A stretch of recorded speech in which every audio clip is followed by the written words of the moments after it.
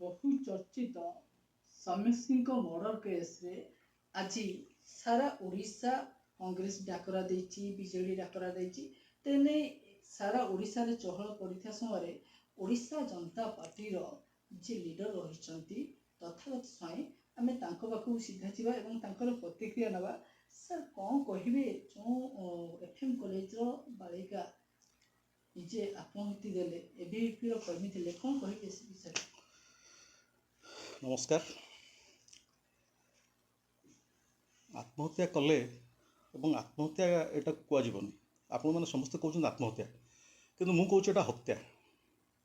ତାଙ୍କର ହତ୍ୟା କରାହେଇଛି।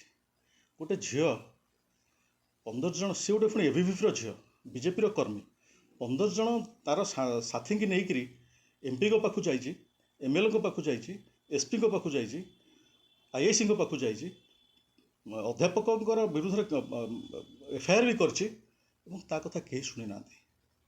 ବିଜେପି ସରକାରରେ ଗୋଟେ ବିଜେପି କର୍ମୀ ଅସହାୟ। ସେଣ୍ଟରରେ ତୁମ ସରକାର, ଷ୍ଟେଟ୍ରେ ତୁମ ସରକାର, ତୁମେ କରୁଛ ଗୋଟେ ବିଜେପି ତୁମ ନିଜର କର୍ମୀକି ତୁମେ ସହାୟତା ଦେଇପାରୁନ, ସାରା ଓଡ଼ିଶାକୁ କ'ଣ ସହାୟତା ଦେବ? ଏଇ ଅଳ୍ପ ଦିନ ତଳେ ଦେଖା ଦେଇଥିଲା ଗୋଟେ ଆର୍ଏସ୍ଏସ୍ କର୍ମୀର ଘର ଉପରେ ତୁମେ ବୁଲଡୋଜର ଚଢ଼େଇଥିଲ। ତୁମ ନିଜ କର୍ମୀକୁ ତୁମେ ସୁରକ୍ଷା ଦେଇପାରୁନା। ଓଡ଼ିଶାରେ ତୁମେ ଅଲଗା ଲୋକଙ୍କର କ'ଣ ସୁରକ୍ଷା ହେଉଥିବ? ଥାନା ଫାଣ୍ଡିମାନଙ୍କରେ ସାଧାରଣ ଲୋକ କ'ଣ ନ୍ୟାୟ ପାଉଥିବେ? ଏଠି ଏଠି ଏଠି ଏଠି ସରକାର ଚୁପ୍ ହେଇକରି ବସିଯାଇଛନ୍ତି ଖାଲି ଅଧ୍ୟାପକ ଏବଂ ପ୍ରିନ୍ସିପାଲଙ୍କୁ ସସ୍ପେଣ୍ଡ କରିକିରି। ତୁମେ ଏସ୍ପି ଏଥିପାଇଁ ମାନେ ସାକ୍ଷୀ ଦେଇଛନ୍ତି, ପ୍ରତାପ ଷଡ଼ଙ୍ଗୀ ଏମ୍ପି ସାକ୍ଷୀ ଦେଇଛନ୍ତି ଯେ ମୁଁ ଏସ୍ପି କି କହିଲି, ଆଇଆଇସି କି କହିଲି ଏବଂ ସେମାନେ ଶୁଣିଲେନି। ଏ ତ ସାକ୍ଷୀ ଦେଉଛନ୍ତି, ନିଜେ ତ ସାକ୍ଷୀ ଦେଉଛନ୍ତି ଯେ ଜଣେ ଏମ୍ପି, ତୁମର ଶାସକ ଦଳର ଏମ୍ପି ସାକ୍ଷୀ ଦେଉଛନ୍ତି ଯେ ମୁଁ ଲ ଆଣ୍ଡ ଅର୍ଡ଼ର ଦାୟିତ୍ୱ ହେଉଛି ମୋର ନୁହେଁ, ଲ ଆଣ୍ଡ ଅର୍ଡ଼ର ଦାୟିତ୍ୱ ହେଉଛି ଏସ୍ପିର। ଏସ୍ପି କି ମୁଁ ଅର୍ଡ଼ର ଦେଇଛି ତାକୁ ଆକ୍ସନ୍ ନିଅ, ଏସ୍ପି ଅର୍ଡ଼ର ଶୁଣିଲେନି। ତାହେଲେ ତୁମେ ବସିଛ ଏତେବେଳେ ଏସ୍ପି କି ସସ୍ପେଣ୍ଡ କାହିଁ କରୁନା? ଆଇଆଇସି କି ସସ୍ପେଣ୍ଡ କାହିଁ କରୁନା?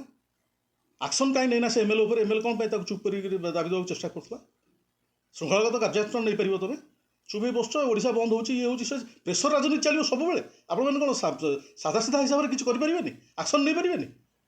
ମୁଖ୍ୟମନ୍ତ୍ରୀ ହେଇଛନ୍ତି, ଆପଣଙ୍କ ହାତରେ ଅଛି, ହୋମ୍ ଡିପାର୍ଟମେଣ୍ଟ ଆପଣଙ୍କ ହାତରେ ଅଛି। ଆପଣ ଚାହିଁଲେ ସୁନ୍ଦର ଭାବରେ ଗୋଟେ ଦୃଷ୍ଟାନ୍ତମୂଳକ ପଦକ୍ଷେପ ନେଇପାରିବା ଉପରେ ଚୁପ୍ ହେଇ ବସୁଛନ୍ତି। ଆପଣ କ'ଣ ପାଇଁ ଚୁପ୍ ହେଇ ବସୁଛନ୍ତି?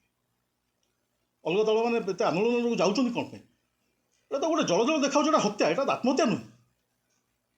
ସାର୍ ଯଦି ଦେଖିବା ତେବେ ସାରା ଓଡ଼ିଶାରେ ଇଏ ଗୋଟିଏ କେସ୍ ନୁହେଁ, ଅନେକ କେସ୍ ଏମିତି ଆଖି ଆଗକୁ ଆସିଛି ଯେଉଁଠି ନାରୀମାନଙ୍କୁ ଦୁଷ୍କର୍ମ କରିବାର ଯେଉଁ କେସ୍ ସାମ୍ନାକୁ ଆସିଛି ଏବଂ ଓଡ଼ିଶା ବର୍ତ୍ତମାନ ନମ୍ବର 1 ଷ୍ଟେଟ୍ ହେଇଯାଇଛି ଯେ ବଳାତ୍କାରରେ ନମ୍ବର 1 ହେଉଛି ଓଡ଼ିଶା।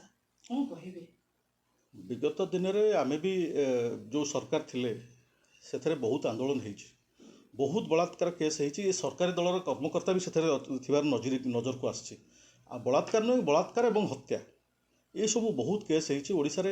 ଓଡ଼ିଶାରେ ତ ଗତ କିଛି ଦିନ ଭିତରେ ଗୋଟେ ରିପୋର୍ଟ ଆସିଛି ଯେ 40,000 ଝିଅ ଓଡ଼ିଶାରୁ ଆଜି ପର୍ଯ୍ୟନ୍ତ ମିଳୁନାହାନ୍ତି, କୁଆଡ଼େ ଯାଇଛନ୍ତି।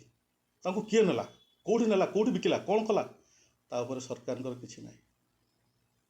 ସରକାର ଗୋଟେ ଚିରାଚରିତ ଢଙ୍ଗରେ ସରକାରକୁ ଚଳାଇବାକୁ ଚେଷ୍ଟା କରୁଛନ୍ତି।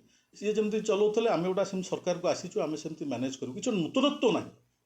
ଆମେ ନୂଆ ଭାବରେ ଗୋଟେ କ'ଣ କରିବା, ଲୋକଙ୍କୁ ଦେଖେଇବା କି ଆମେ ସ୍ୱତନ୍ତ୍ରତା, ଆମର ନେତା, ବହୁତ ବଡ଼ ନେତା ଆମର ଅଛନ୍ତି ଦିଲ୍ଲୀରେ, ନରେନ୍ଦ୍ର ମୋଦି, ସେ ଯେମିତି କାମ କରୁଛନ୍ତି ଏଠି ସେମିତି କିଛି ଦୃଷ୍ଟାନ୍ତମୂଳକ କାମ ହେଇପାରୁନି କି ହେଲା ଭଳିଆ ବି ଲାଗୁନି। ଆମେ ଯଦି ଦେଖିବା ବିଜେଡି ସମୟରେ ଯେମିତି ପରୀ କଥା କୁହନ୍ତୁ, ଇତିଶ୍ରୀ କଥା କୁହନ୍ତୁ, ସେମାନଙ୍କ ସମୟରେ ଯେତେବେଳେ ଏସବୁ ଘଟଣା ଘଟୁଥିଲା ବିଜେପି ସେତେବେଳେ ବହୁତ ବଡ଼ ବଡ଼ ପାର୍ଟିରେ ଚିଲଉଥିଲା, କିନ୍ତୁ ଆଜି କାହିଁକି ତାଙ୍କ ନିଜର ନେତାମାନେ ନେତ୍ରୀମାନେ ଚୁପ୍ ହେଇ ବସୁଛନ୍ତି?